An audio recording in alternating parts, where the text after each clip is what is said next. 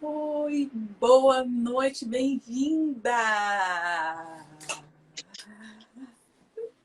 Tá ótimo, tá claro, muito bem.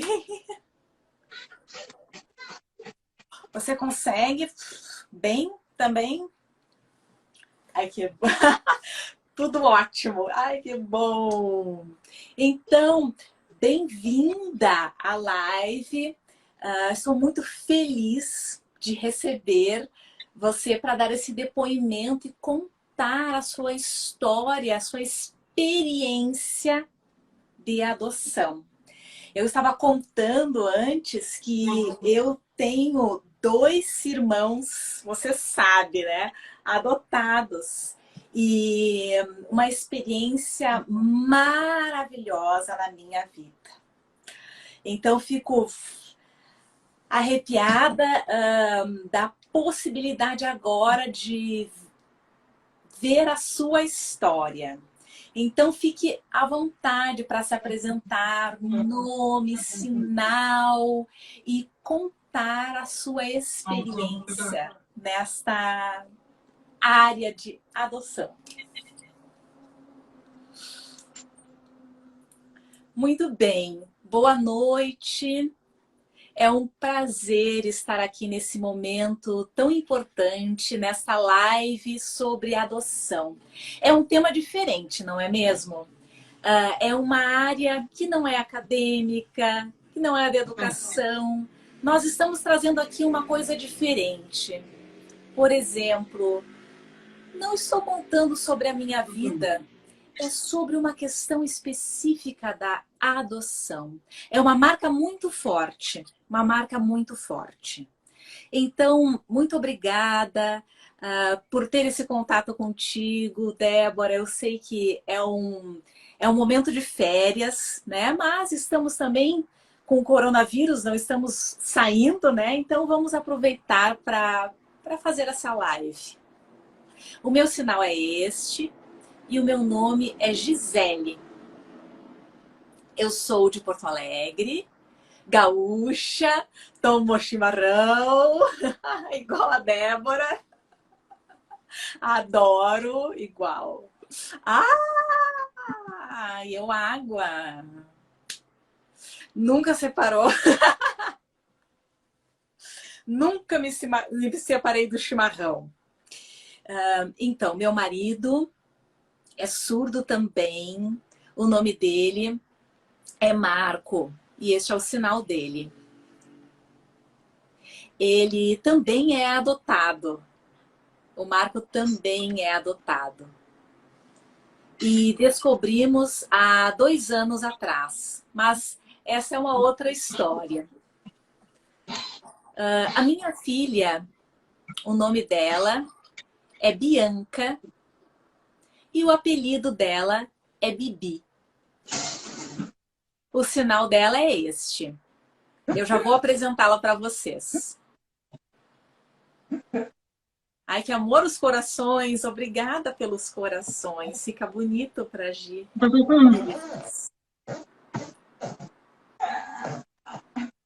Oi, Marco! Tudo bom? Oi, oi, oi! Oi, Bibi! Tudo bom?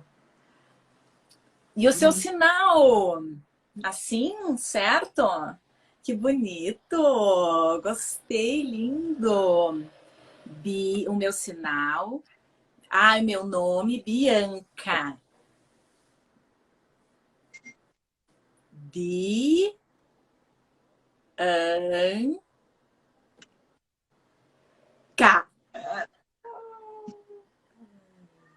6 anos! Uau! Vai pro primeiro ano já! Que legal, Bibi! Parabéns! Tá linda! Com amarelinho! Pompom! O Marco vai se apresentar para vocês. Eu sou o marido da Gisele, este é o meu sinal e o meu nome é Marco. Eu sou pai da Bibi, ela é minha filha. E essa é minha esposa Gisele, que vai contar um pouco da nossa história para vocês. Eu não vou sentar aqui porque fica muito apertado, então ela fica mais à vontade para sinalizar assim. Qualquer coisa, me chame que eu venho. Certo, combinado. Querido. Muito bem. Eu vou tentar resumir para vocês a nossa experiência. Fiquem livres para perguntar, fiquem muito à vontade. Então, nós nos casamos já há 21 anos, somos casados. Parece mentira. É um sufoco, é um esforço. Bom, mas antes disso, com 17 anos de casado, nós adotamos. Uhum. A nossa rotina mudou muito. Por quê? Antes disso, nós éramos casados por muitos anos, pensava em engravidar, era o meu sonho, né? O meu sonho como mãe. E aí nos casamos e pensamos, bom, vamos então engravidar. Aí, um ano e nada. 2 anos, não conseguíamos engravidar. Fomos no médico, fizemos exames, estava tudo certo, mas aí descobriram que tinham uma questão, um pequeno problema. Bom, aí pensamos, vamos fazer algum tratamento? Não que eu quisesse realmente, sabe, não era isso, mas vamos ver. Por curiosidade, fomos ao médico. E aí, naquela época, eu morava em Florianópolis, né, naquele período. Então, fomos lá para fertilização in vitro. Fertilização in vitro. Uhum. Fomos para ver, estudar, e me passaram umas regras que eu precisava deitar, precisava ir tantas vezes, e eu vi tudo aquilo. Eu queria engravidar, mas não era daquela forma. Eu sentia que o meu corpo não estava preparado, eu não estava pronta. Eu vi tudo aquilo e ainda o preço de tudo aquilo financeiramente. E, claro, super compreendo que outras pessoas façam. Eu estou me colocando agora a minha sensação, né? Para mim não era complicado. Eu não estava conseguindo compreender aquilo, né? Uma coisa é engravidar naturalmente. Agora aquela preparação para mim estava sendo um pouco difícil, um pouco complicada. Bom, sentei antes com meu pai, que era vivo, com meus irmãos, conversamos com meu irmão a respeito disso, sobre a fertilização in vitro. E meu pai falou, olha, se você quiser, o importante é você ser feliz. Eu apoio você. Né? O meu irmão ficou pensando, será que é melhor uma adoção? Mas nenhum deles fez uma pressão, sabe? Me apoiaram, ficaram muito ao meu lado para que eu conseguisse tomar a decisão correta. E eu tomei a decisão. Eu quero adotar. Né? É assim que eu me sinto bem, é assim que eu sonho. O meu marido, por outro lado, preferia a fertilização. Naquele momento, foi sim complicado, porque tínhamos opiniões diferentes. Né? Não podia simplesmente me afastar e negar a posição dele. Né? Nós somos uma dupla. Uhum. Nós somos uma dupla. Então, fomos conversar em uma psicóloga a respeito para que tomássemos a decisão juntos, né? Mas eu realmente queria adoção e não queria fertilização. E meu marido aceitou, mas disse, eu quero adotar uma criança surda. Então, eu escolhi a adoção e Marco escolheu a adoção de uma criança surda. Então, ok, temos um empate, né? Nós sempre negociamos, a nossa relação sempre foi assim. Nunca foi uma imposição de nenhum dos lados, foi uma negociação. Então, em 2010, neste período, eu morava em São José, perto de vizinho de Florianópolis, né? Eu morava ali. E fomos no juiz, acessibilidade nenhuma. Eu sei que dentro da lei eu tenho direito à acessibilidade, mas não havia. Né? Então, eu precisava adotar, precisava das informações, dos documentos. Então, o primeiro processo foi na vara da família. Foi o primeiro processo, né? Onde eu recebi as informações, documentos por escrito, tudo em papel. Eu li aquele material e fui me preparar. Não lembro se foi um intérprete comigo. Se foi, com certeza eu paguei do meu bolso, né? Depois pediram exames médicos, psicológicos, né? Ok. Então fizemos exames simples, colocamos, preenchemos todas essas informações, levamos a documentação, depois fizemos um cadastro do perfil, homem, mulher, também idade, não lembro bem. Bom, voltamos lá, desculpe, deixa eu corrigir. Esperamos e quase um ano sem absolutamente nenhuma informação. Um ano eu me mudei para Pelotas. Me mudei para Pelotas. Então, saí de Santa Catarina, fui para o Rio Grande do Sul. Então, quando me chamaram, eu já estava em Pelotas e pediram para eu fazer um novo processo.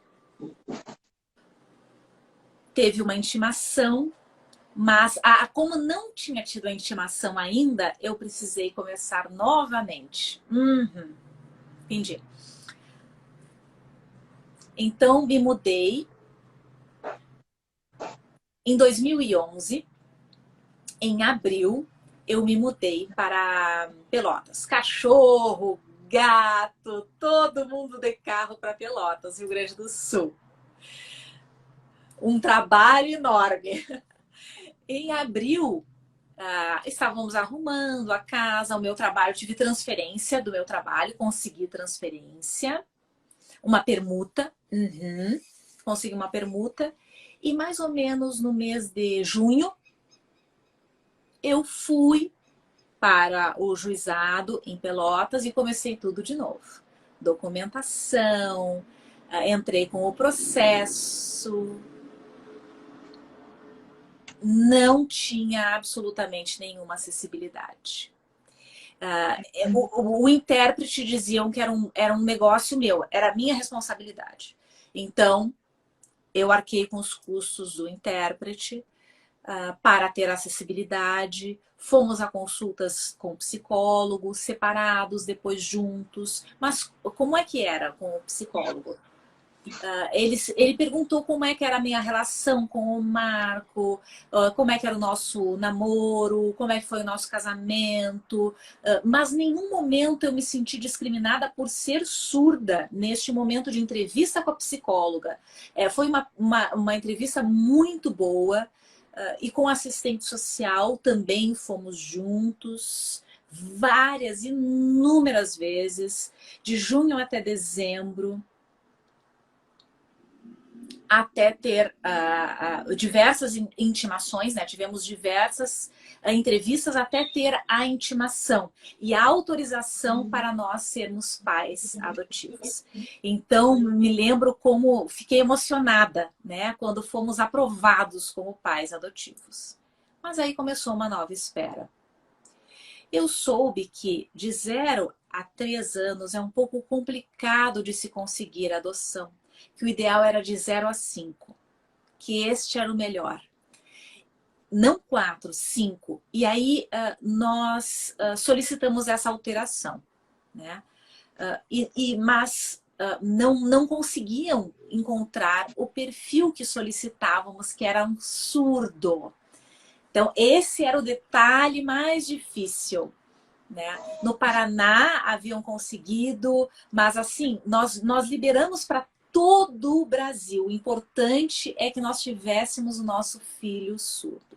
Então liberamos, olha, pode ser do Brasil, de qualquer lugar do Brasil, né? Qualquer criança surda que queira uma família, nós queremos adotar, né?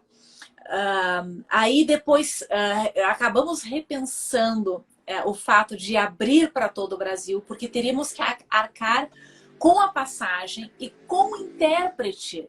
Então imagine, se fosse na Bahia ou em outro estado, pagar passagem para nós e para o intérprete. seria muito gasto, nós não teríamos condições. Restringimos para o sul do Brasil, né?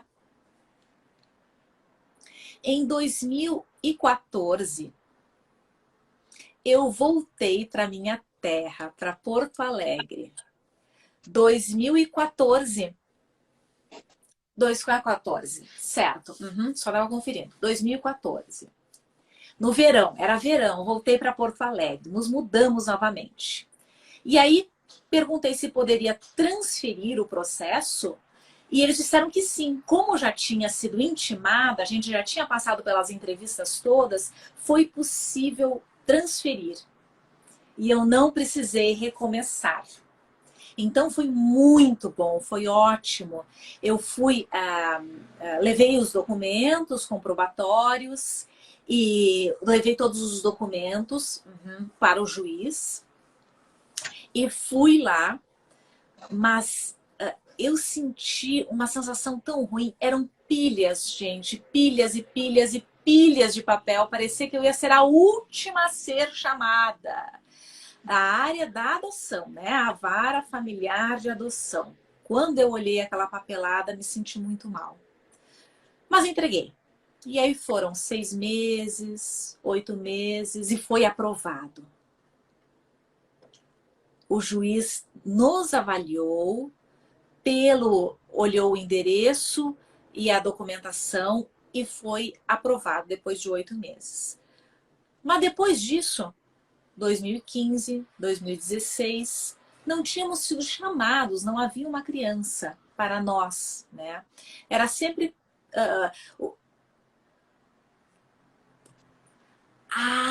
eu passava de vara para vara, né? Eu sempre era trocado. Eu não tinha uma definição do que ia acontecer com o meu caso. E aí eu falei, eu não vou esperar. Eu vou lá, vou chamar um intérprete que vai comigo e eu quero saber o que está acontecendo, por que está demorando, por que tem essa troca e eu não tenho um resultado, uma resposta. Em 2017, eu comecei a me sentir muito mal. Porque quantas crianças estão abandonadas, quantas crianças estão sem família e eu não tenho, eu não tive ainda, né, uma resposta para eu ter o meu filho, a minha filha.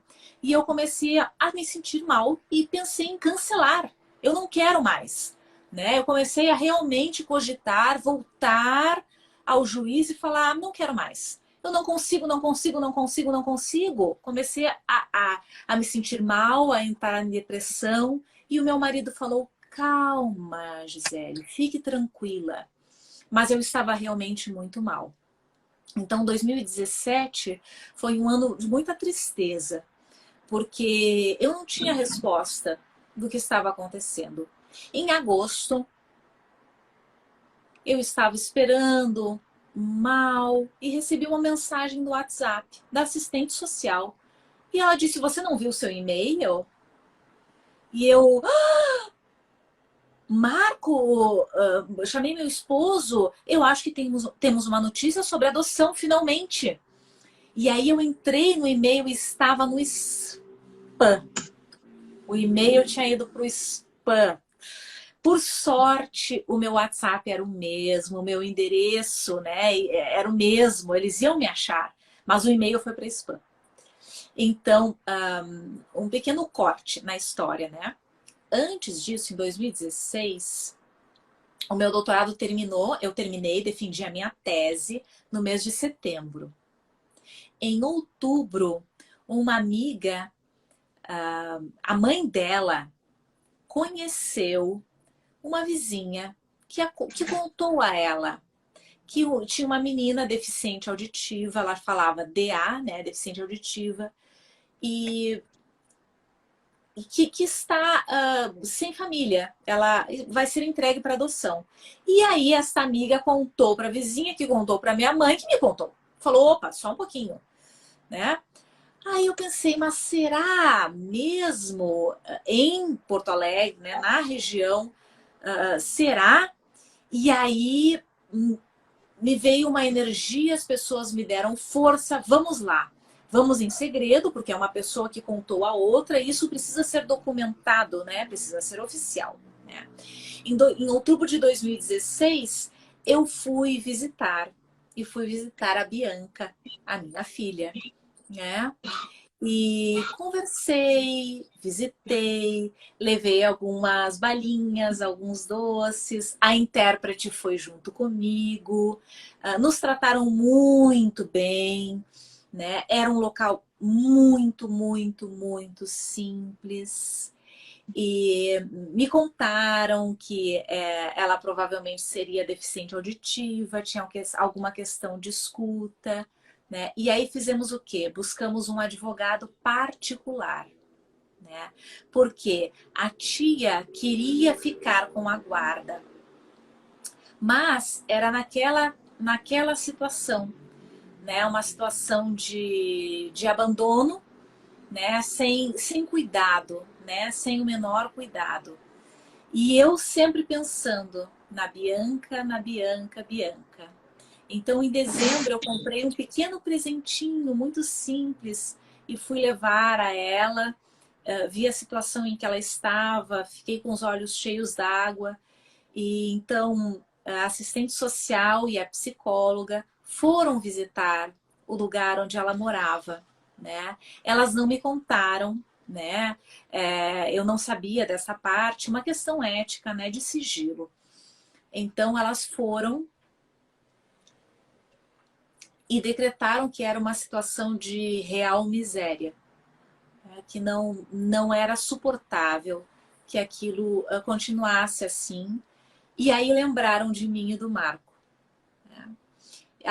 Entraram em contato com o juiz e falaram: olha, não há condições de se seguir assim dessa forma. Então elas levaram o documento para o juiz e aí fizeram toda uma investigação. Por quê? Porque a família de sangue ela tem prioridade no pátrio poder, né? Então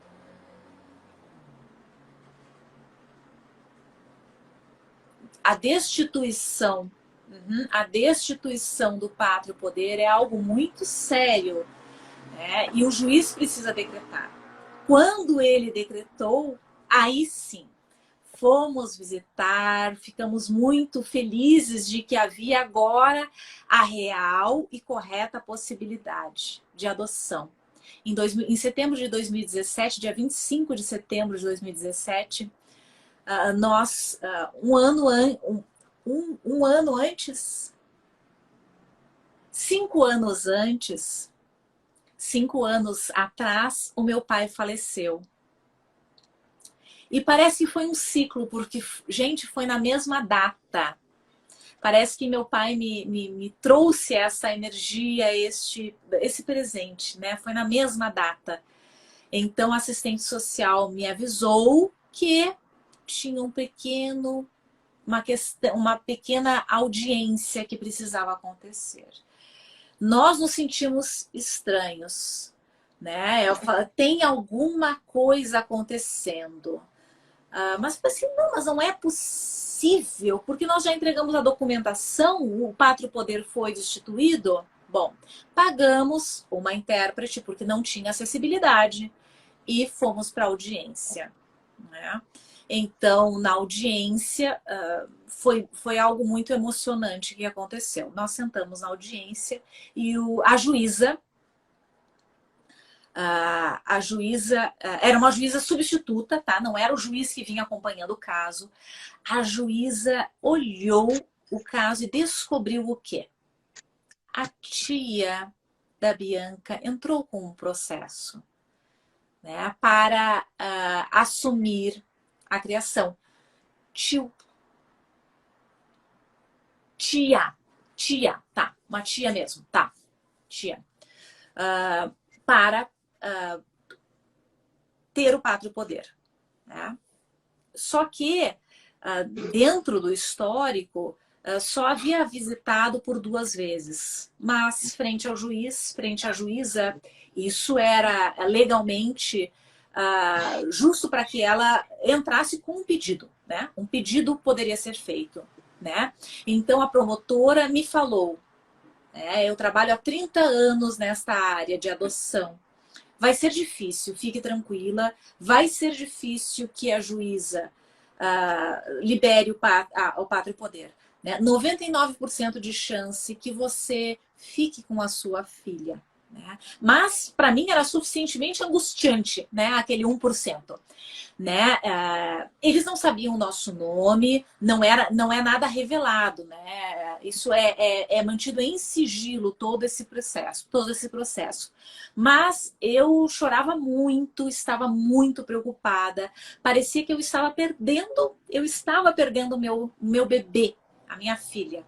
A minha intérprete com os olhos cheios de água no meio da audiência e o meu marido firme, né, dizendo nós vamos conseguir. E aí a juíza parece né, que Deus nos ouviu, estava nos acompanhando, a intérprete fazendo o seu papel e foi dado a guarda provisória para nós.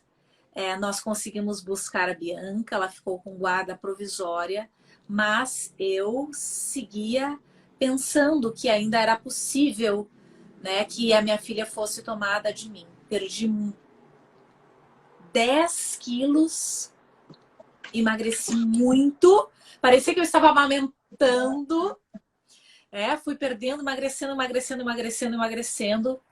E até que o caso fosse solucionado, eu não conseguia me comunicar, né?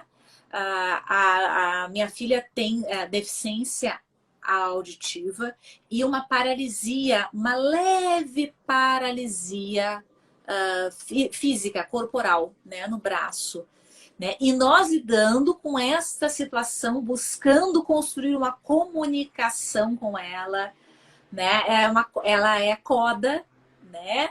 E pedindo ajuda para outros pais surdos que tinham filhos surdos ou deficientes auditivos ou ouvintes, né? Como é que era a experiência deles, buscando informação de como é que nós poderíamos estabelecer essa comunicação com ela. Então, fomos aí 3, 4 meses, né? É como se fosse, né? Os pais normalmente têm enxoval quando engravidam.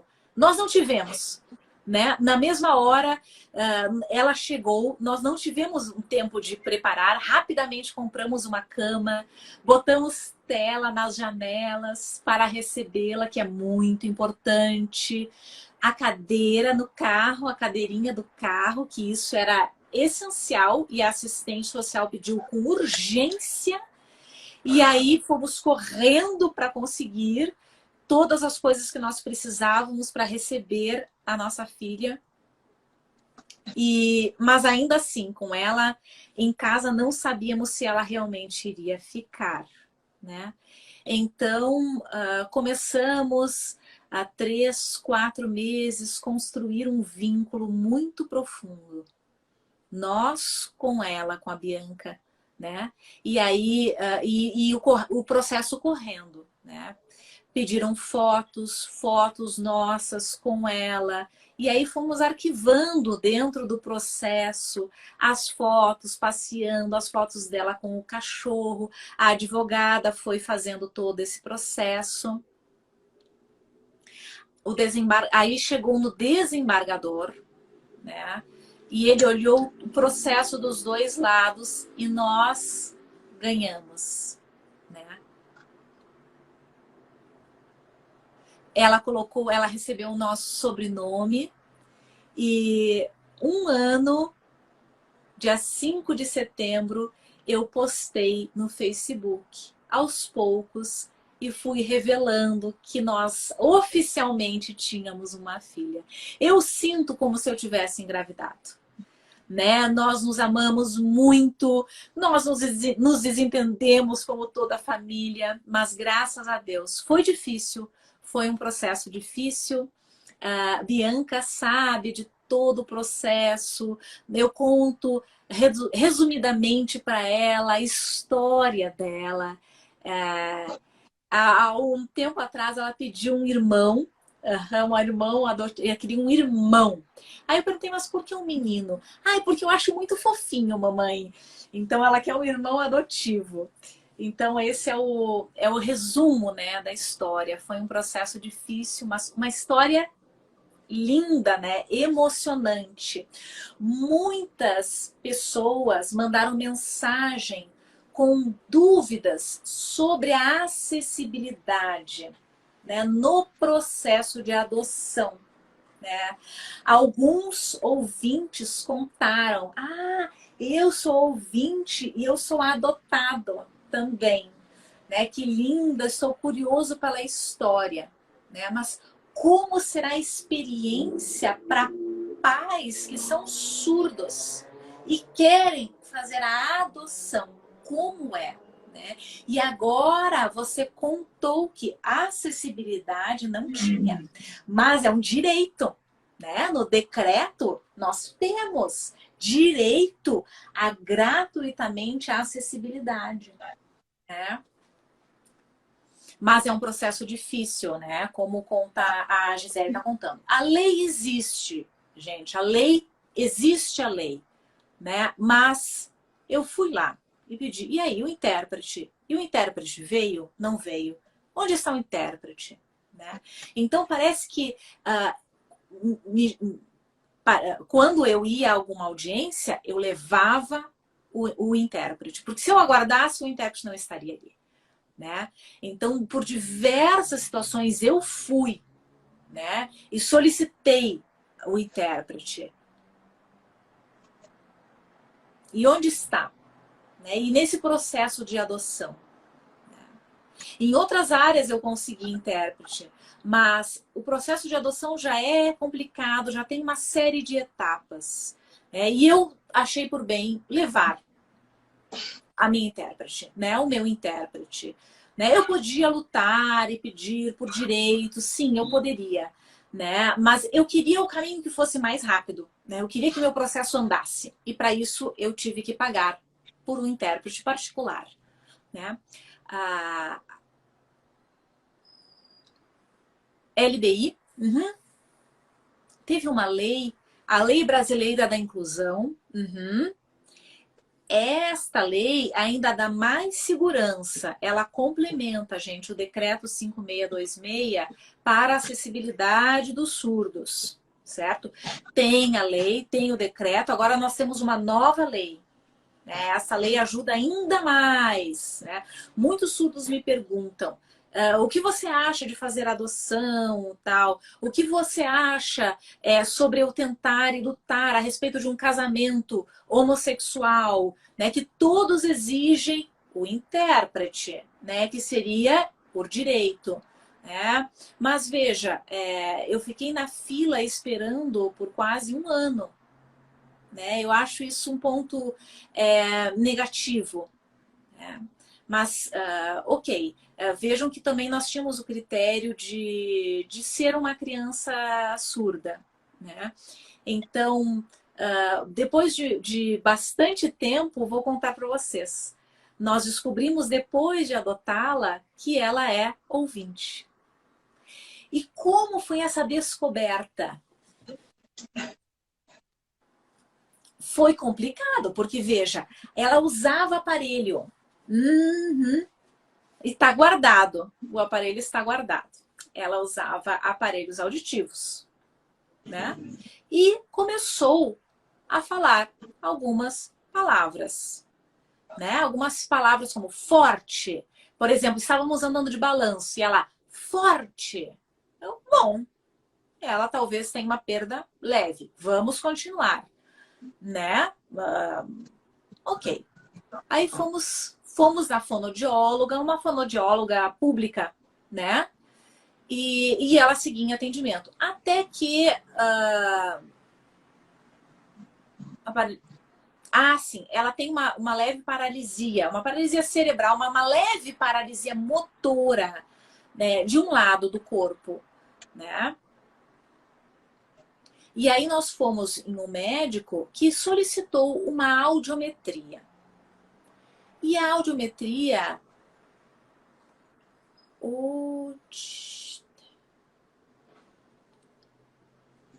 apresentou que existia uma otite e não uma perda auditiva.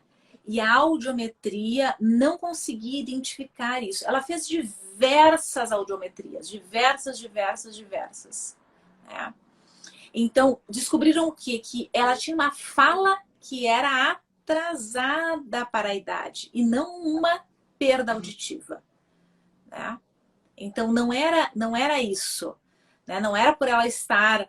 eu não sei explicar corretamente a respeito desse desenvolvimento, ok? Da fala, como é que isso se processa, né? A relação disso com a leve paralisia que ela tem. Né? Mas ela fez Bera, o Bera, com eletrodos, e aí chegou-se à consideração ao diagnóstico final. Ela é ouvinte. Né? Hoje, ela escuta super bem, mas antes ela não tinha uma definição clara de identificação dos sons. Então, se está chorando, é o quê? É um ruído de uma ambulância, de um choro, e aí aos poucos ela foi amadurecendo isso, né? O cérebro foi amadurecendo essa questão e ela é ouvinte. Né? Tem algumas palavras, algumas trocas de letras até hoje, assim, algumas pequenas trocas, mas nós a estimulamos muito. Ela vai à fonoaudióloga 2 vezes por semana, fisioterapia 3 vezes por semana, para estimularmos ela, porque ela tem uma paralisia cerebral, que traz uma paralisia motora, né? E algum atraso na fala. E nós estimulamos, né? Ela participa, ela vai a médico, ela vai em todos esses estímulos, né? A a Biancas, ela brincou que ela tem 2 Biancas, né? Porque é em dobro, de tantas coisas que fazem juntas. Então leva lá, leva cá, né? Então eu levo na fonoaudióloga, levo na fisioterapia, né? Não vamos em muitos médicos mais atualmente, mas esses 2 pontos é preciso que se trabalhe, né? A fisioterapia para que ela desenvolva essa motricidade. E eu vejo ela se desenvolvendo lindamente e super bem, né? Como ela mudou, né? De antes para cá, porque nós nos esforçamos muito, né, para que ela se desenvolvesse. E a base de tudo é o amor, gente. A base é o amor. Isso faz com que a gente siga em frente, né? Na tua história, lindo teu depoimento, né? E muito importante para surdos e para ouvintes também. Outra mensagem de pergunta última, né? Porque o horário rápido, papo bom, né? Aí, mas uma última pergunta é de uma ouvinte. Ela é assistente social e mandou uma mensagem e falou que interessante a história da Gisele, do Marco, da Bibi.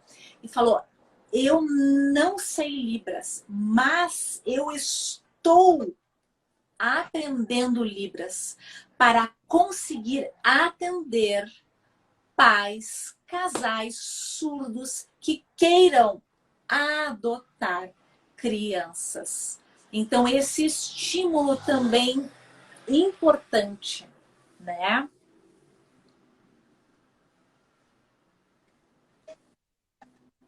É muito importante. É difícil um assistente social que saiba Libras. Eu conheço um assistente social que sabe um pouquinho de língua de sinais. Né? Então eu espero muito que vocês aprendam língua de sinais para se comunicar. Não precisam ser intérpretes, mas se vocês souberem um sinal ou outro, se comunicar com esse casal surdo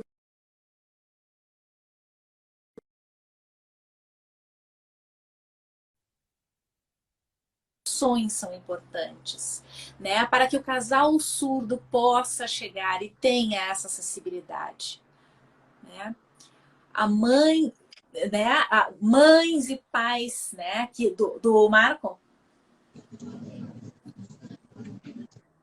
Ah, tá. Eu conheço um casal de surdos, tá? Que adotou dois irmãos, tá? Dois irmãos. Não sei detalhes, né? Mas eles fizeram o quê? A mãe, as mães deles foram como intérpretes e iam falando e aí traduziam para eles. Então, as mães deste casal que fizeram o processo de adoção. Então, veja como é uma dependência, né? É uma dependência dos pais para você conseguir adotar o seu filho, né? Não, você não precisa depender, é um direito seu, né? Mas são limitações que acontecem, né? Na minha família foi diferente, né? Nós escolhemos enfrentar diretamente o processo e assumirmos o processo, né? Eu espero que no futuro essa comunicação e acessibilidade melhore para os surdos e eu tenho certeza que vai melhorar. Sim, eu concordo, eu tenho certeza, né, que vai melhorar, né? Porque para os surdos, pum, né? Igual você, Gisele, Marco, enfrentaram, nós queremos adotar, né? É diferente, né? A mãe, sim, quer ajudar, mas é diferente, é um direito. Já adultos, né? Precisamos do respeito da sociedade, né? O nosso tempo terminou, mas eu quero agradecer muito. Eu vou liberar os comentários, porque eu acho que muitas pessoas querem comentar agradecimento a você. Eu vou liberar para vocês comentarem para a Gisele. Então, uma boa noite a vocês. Podem comentar e agradecer esse lindo depoimento, a sua história. E 1 minuto é quase no fim. Parabéns, muito obrigada.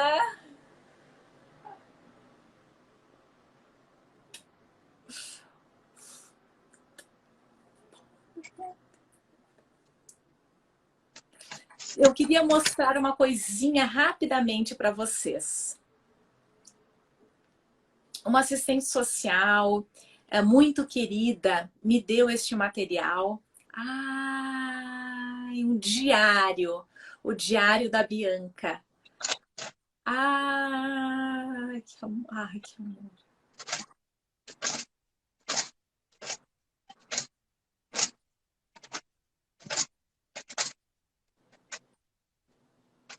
Que conta. Tem uma mensagem. Com mensagens e a história dela antes de chegar até a nossa família. É emocionante, né, gente?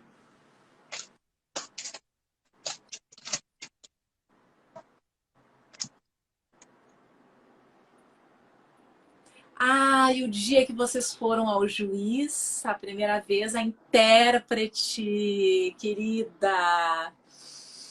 E aí eles, o Marco, a assistente da juíza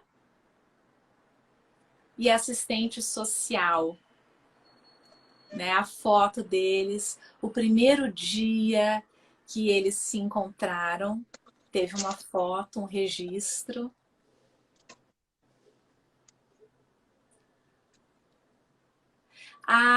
Na casa, na primeira semana, segunda semana deles juntos. E assim, isso é assim, vai indo. Aí depois nós tiramos tantas fotos que não dá nem para colocar aqui, né? Mas a carteirinha de vacinação da Bianca, que eles entregaram né? Entregaram para mim, para Gisele, com toda a documentação dela direitinha. Eu não mudei. Eu deixei exatamente como veio, é a carteirinha dela. E até ela crescer, eu vou guardar isso com muito carinho, com muito cuidado, porque às vezes nós precisamos levar na natação, tudo. Eu levo, mas se precisa alguma coisa para levar, eu sempre, né, levo, cuidamos, meu marido sempre participa, estamos juntos. E se ela se sente mal, ou se chora, ou não se sente bem, isso me mexe muito comigo, sabe?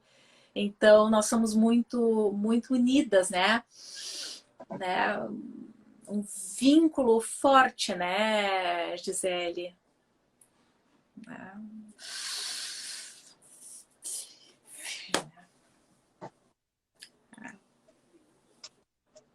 Ai, obrigada eu! Obrigada pela interpretação, pela atenção. Um beijo, um beijo, um beijo e parabéns pela luta e da família de vocês, pela linda família.